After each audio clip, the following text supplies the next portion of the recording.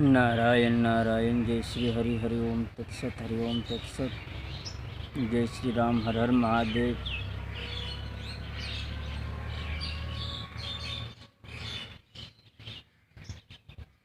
कर्ण के प्रति अन्याय हुआ है ऐसा कहने वाले या ऐसा सोचने वाले व्यक्तियों को पहले कर्ण के जीवन से संबंधित सारे तथ्यों का अध्ययन अच्छी प्रकार से करना चाहिए। हम संक्षेप में ही सिर्फ कर्ण ने भी पांडवों के प्रति जीवन भर जो अन्याय किया था,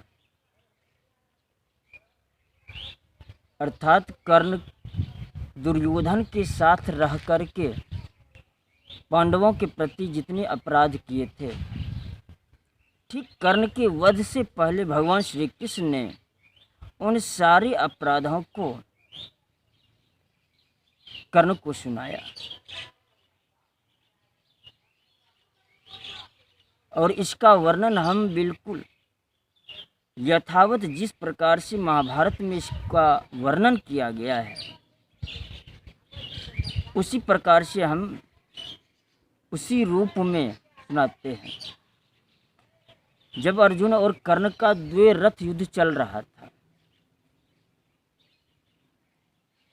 और अर्जुन के बाणों से अत्यंत पीड़ित हो गया कर्ण, तो उस समय कर्ण धर्म की निंदा करने लगा कि हमने आज तक यही सुना था कि धर्म का पालन करने से विपत्ति के समय भी धर्म उसका पालन करता है, उसकी रक्षा करता है। परंतु आज मैंने जो दान धर्म इत्यादि किया वह धर्म जो है मेरी रक्षा क्यों नहीं कर रहा है। इस प्रकार से धर्म की निंदा करने लगा। फिर कुछ समय के ही बाद कर्ण के रथ को जब पृथ्वी ने निगल लिया, अर्थात उनका पहिया जो कि पूर्व में एक ब्राह्मण के द्वारा श्रापित था, जिसने श्राप दिया था कि ठीक युद्ध के समय तुम्हारे पहिए को पृथ्वी निगल जाएगी, बिल्कुल उसी के अनुसार जब पृथ्वी ने उसके चक्र को निगल लिया तो कर्ण उतर करके उसको बड़े प्रयत्न पूर्वक पहिए को निकालने लगा और अर्जुन से बोला, जो धर्म युद्ध की मर्यादा के अनुकूल है उसकी शिक्षा जो है अर्जुन को देने लगा। जैसे जो केस खोलकर खड़ा हो, युद्ध से मुंह मोड़ चुका हो, ब्राह्मण हो, हाथ जोड़कर प्राणों की भीख मांग रहा हो, हथियार डाल चुका हो, जिसके बाण कवच और दूसरे जितने भी अस्त्र शस्त्र आयुध हो नष्ट हो चुके हो, ऐसे व्यक्तियों पर सूरवीर जो होते हैं शस्त्रों का प्रहार नहीं करते। इसलिए अर्जुन, चूंकि तुम उच्च कुल में उत्पन्न हुए हो, धर्म के ज्ञाता हो, युद्ध धर्म का ज्ञान है तुम्हें, इसलिए 2 घड़ी के लिए मुझे क्षमा करो, अर्थात मुझ पर बाणों का प्रहार नहीं करो। तो यह सुनकर के भगवान श्री कृष्ण ने कर्ण को बड़ी जोर की फटकार लगाई और उसका उपहास करते हुए कर्ण से कहा कि बड़े सौभाग्य की बात है कि कर्ण आज तुमको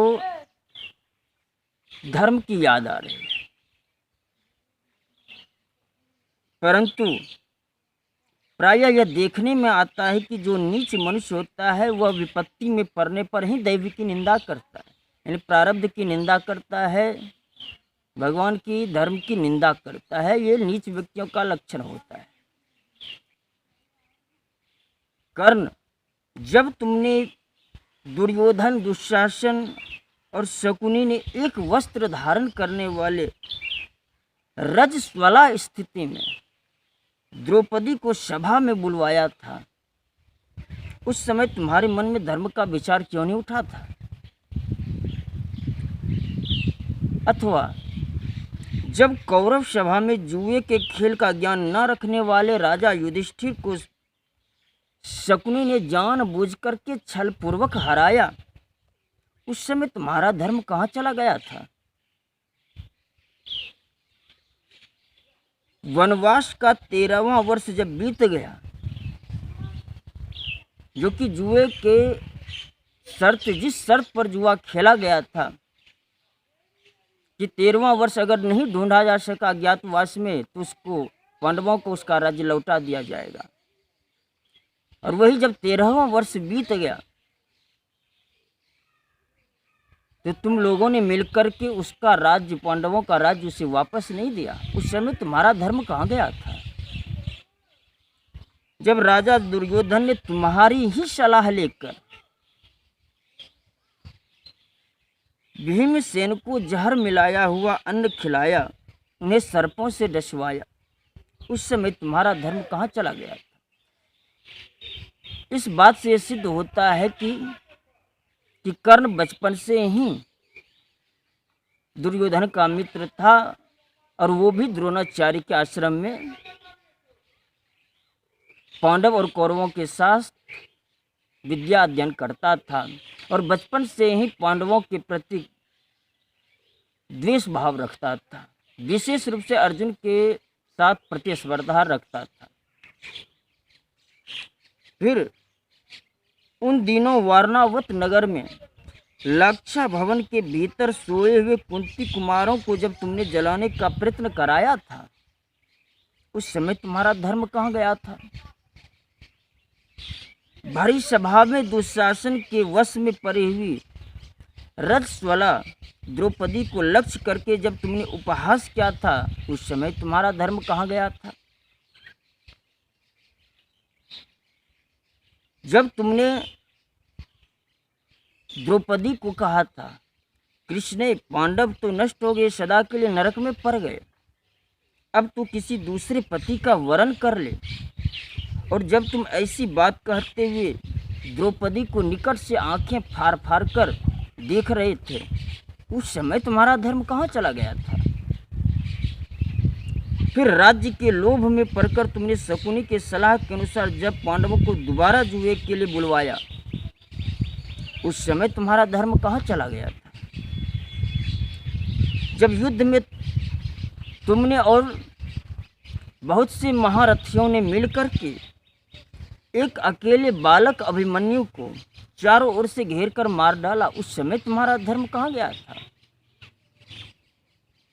यदि उन अवसरों पर धर्म नहीं था तो आज भी यहाँ सर्वथा धर्म की दुहाई देकर तालू सुखाने से क्या लाभ, अर्थात ज़्यादा बोलने से क्या लाभ। अब यहाँ धर्म के कितने ही कार्य क्यों न कर डालो, तथापि जीते जी तुम्हारा छुटकारा नहीं होने वाला है। तो उस समय भगवान श्री कृष्ण के ऐसा कहने पर कर्ण ने लज्जा से अपना सिर झुका लिया, उससे कुछ भी उत्तर देते हुए नहीं बना। तो इस प्रसंग से इतना समझ लेना चाहिए, जो प्रायः अर्जुन को जाति के कारण, कर्ण को जाति के कारण उसकी प्रतिभा को नष्ट करके उसको मरवाने का आरोप लगाते हैं, उसको तिरस्कृत करने का आरोप लगाते हैं, तो कम से कम उन्हें इसी महाभारत के अनुसार तथ्य के आधार पर निष्पक्ष होकर के कर्ण के चरित्र का वर्णन करना चाहिए। अर्थात मिथ्या आरोप लगाकर समाज में वह अपनी नीच मनोवृत्ति को ही दिखाने की चेष्टा करता है। हालांकि ऐसे एक नहीं अनेकों उदाहरण दिए जा सकते हैं जिसमें कर्ण का अपराध कम नहीं था और जिस कारण से उन्हें वध के योग्य होना पड़ा। बहुत सारे तथ्यों को विस्तार से कहने से कोई प्रयोजन नहीं, पर सार रूप में इतना ही समझ लेना चाहिए कि हमारे सनातन धर्म में कभी भी किसी के भी प्रति, चाहे वो किसी भी वर्ण के हो, उच्च हो या निम्न हो, धर्म के विरुद्ध, नियम के विरुद्ध संवैधानिक रूप से कभी भी उसे तिरस्कृत नहीं किया गया है। जय हिंद, जय भारत।